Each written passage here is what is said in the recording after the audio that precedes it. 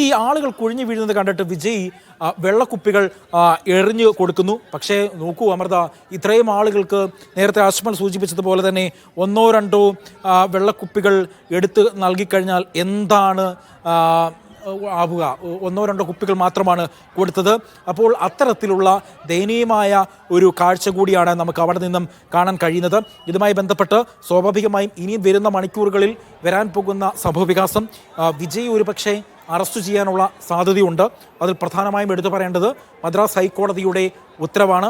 ആ ഉത്തരവ് ലംഘിക്കപ്പെട്ടു. സ്വാഭാവികമായും ഏകാംഗ ജുഡീഷ്യൽ അന്വേഷണം ഇക്കാര്യത്തിലുണ്ട്. ഹൈക്കോടതി ജസ്റ്റിസ് ഈ കേസ് അന്വേഷിക്കുന്നു, ജുഡീഷ്യൽ അന്വേഷണം നടത്തുന്നു. കൃത്യമായ അനുമതി തേടിയിരുന്ന ഒരു പരിപാടി, ആളുകളെ ഉൾക്കൊള്ളിക്കാനുള്ള ഒരു മാർഗനിർദ്ദേശം എല്ലാം തന്നെ ലംഘിക്കപ്പെട്ടു. തമിഴ്നാട് ഹൈക്കോടതിയുടെ ഉത്തരവ് പാലിക്കപ്പെട്ടിട്ടില്ല. ഇതിനു മുൻപും തിരുച്ചിറപ്പള്ളിയിൽ സമാനമായ ഒരു സംഭവം ഉണ്ടായി. അന്ന് ഒരാൾ മരണപ്പെടുകയും നിരവധി പേർക്ക് പരിക്കേൽക്കുകയും ചെയ്തു. അവരിപ്പോഴും ആശുപത്രിയിൽ തുടരുകയാണ്.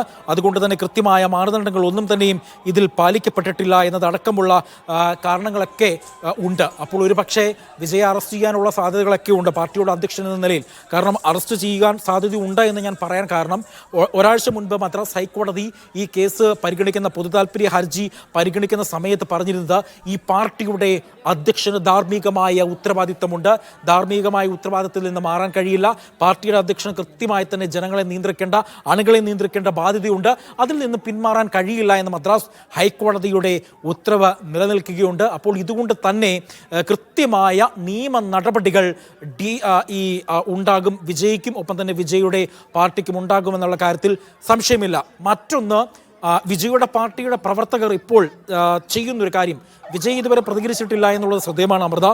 അവർ തിരിച്ച് DMK-ക്കെതിരെ നിൽക്കുന്ന ഒരു സമീപനമാണ്. അതായത് ഇവർ പറയുന്നത് ഇത്തരത്തിലൊരു അത് തമിഴ് മാധ്യമങ്ങളോടാണ് പറയുന്നത്, വിജയുടെ വേർഷനല്ല, പാർട്ടി പ്രവർത്തകരുടെ വേർഷനാണ്. പാർട്ടി പ്രവർത്തകർ പറയുന്നതനുസരിച്ച് നേരത്തെ 60,000 പേരെ ഉൾക്കൊള്ളാൻ കഴിയുന്ന വിശാലമായ മൈതാനത്ത് ഞങ്ങൾ പാർട്ടി പരിപാടിക്ക് നടത്താൻ വേണ്ടി അനുമതി ചോദിച്ചിരുന്നു.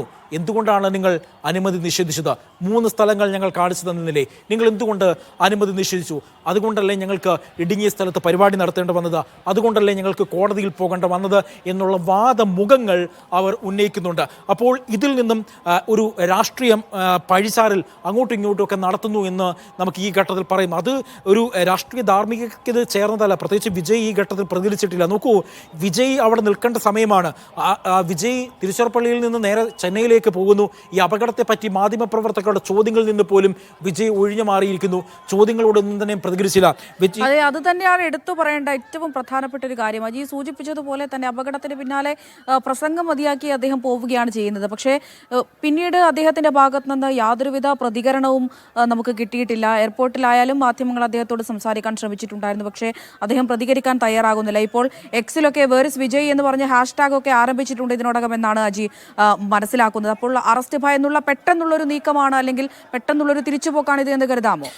തീർച്ചയായും അറസ്റ്റ് ഭയന്നുള്ള പെട്ടെന്നുള്ള ഒരു തിരിച്ചുപോക്ക് എന്ന് വേണമെങ്കിൽ പറയാം. പക്ഷേ സ്വാഭാവികമായിട്ടും അവിടെ നിന്ന് ഒരിക്കലും അറസ്റ്റ് ചെയ്യാനുള്ള സാധ്യതയൊന്നുമില്ല അമൃത. പ്രത്യേകിച്ച് ഈ രക്ഷാപ്രവർത്തനത്തിൻ്റെ ആ ഒരു ദൗത്യത്തിൽ ഏർപ്പെട്ടിരിക്കുന്ന പശ്ചാത്തലത്തിൽ പെട്ടെന്ന് അവിടെ നിന്നൊരു നടപടി ഉണ്ടാവാൻ സാധ്യതയില്ല. പക്ഷേ നാളെ ഒരു പക്ഷേ കടുത്ത നടപടി വിജയ്ക്ക് നേരിടേണ്ടി വരും. വിജയ് ഈ ഒരു അപകടത്തിൽ നിന്നും ധാർമ്മികമായ ഉത്തരവാദിത്തത്തിൽ നിന്നും ഒരിക്കലും വിജയ്ക്ക് ഒഴിഞ്ഞു മാറാൻ കഴിയില്ല.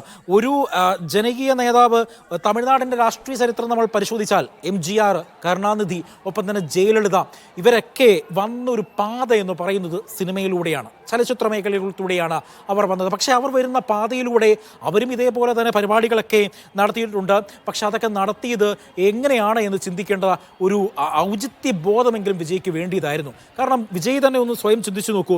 അദ്ദേഹം ഇത്രയും വലിയ താരമൂല്യമുള്ള ഒരു നടനാണ്. സ്വാഭാവികമായും അയാളെ കാണാൻ വേണ്ടി നിരവധി ആളുകൾ വരും. ഇതിനു മുൻപ് ഒരു അപകടം സംഭവിച്ചു, ഒരു മരണം സംഭവിച്ചു.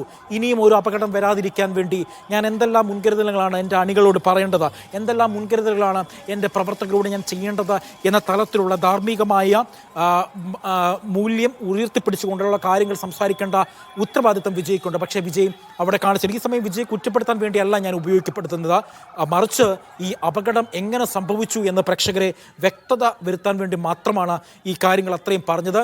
അമൃത നേരത്തെ സൂചിപ്പിച്ചതുപോലെ തന്നെ ഈ വിജയ് കാണാൻ വേണ്ടി ഉച്ചയ്ക്ക് 2 മണിയോട് കൂടെ എത്തിയതാണ് ഈ പാവപ്പെട്ട ജനം.